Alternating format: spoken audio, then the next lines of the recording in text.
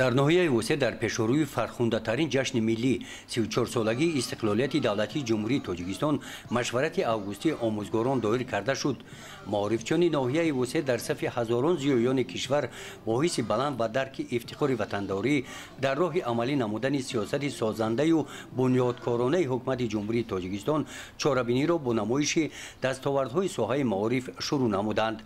رئیس ناحیه و نمایندگان ساحه معارف با غالبان آزمودهای جمهوریوی فروغ حساب دانایی کتاب است تاجیکستان وطن عزیز من، علم فروغ معرفت، تاجیکان آینه تاریخ ملت هم صحبت شده اظهار نمودند که برای جلب بیشتری نورسان به کتاب و اشتراک آنها در آزمونها شرایط‌های مساعد را فراهم می‌آورند.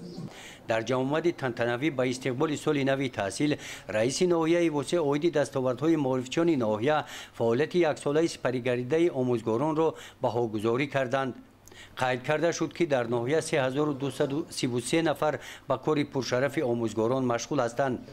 126 نفر آموزگاران دارای نشان اعلاچی معارف تاجیکستان، 2 نفر کارمند شایسته جمهوری تاجیکستان و 4 نفر دارنده نشان خدمت شایسته می باشند. در ناحیه وسه در روند کارهای بنیادکاری و سازندگی ساختمان بناهای تعلیمی سیاه‌شانه نزد مؤسسه تحصیلات میانه عمومی رقم 27 در دهه حسن آباد با اقدام شخصان سخاوتمند دهه و یک چند مکتب دیگر با مرام ادامه داشته به استقبال جشن پر افتخار 35 سالگی استقلال دولتی جمهوری تاجیکستان مورد استفاده قرار داده می شوند. تأکید گردید که فراهم آوردن شرایط و امکانات‌های مفید برای تعلیم و تربیت نسل نورس مطابق به طلبات زمان معاصر که یکی از رکن‌های مهم سیاست امروزه حکومت جمهوری تاجیکستان در ساحه معارف به حساب می‌رود مساعدت خواهند کرد.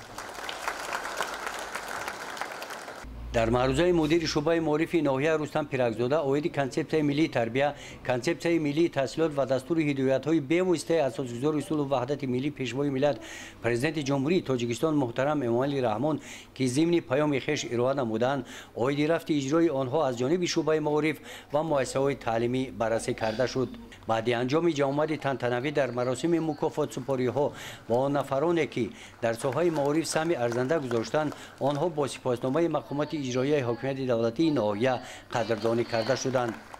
مشورت اوگوستی آموزگاران در ناحیه وسه با نمایش برنامه کنسرتی با اشتراک کارمندان بخش فرهنگی ناحیه انجام یافت. گزارش خوجا نظریف خدای نظر ظهوروف از ناحیه وسه برای برنامه اطلاعاتی نوید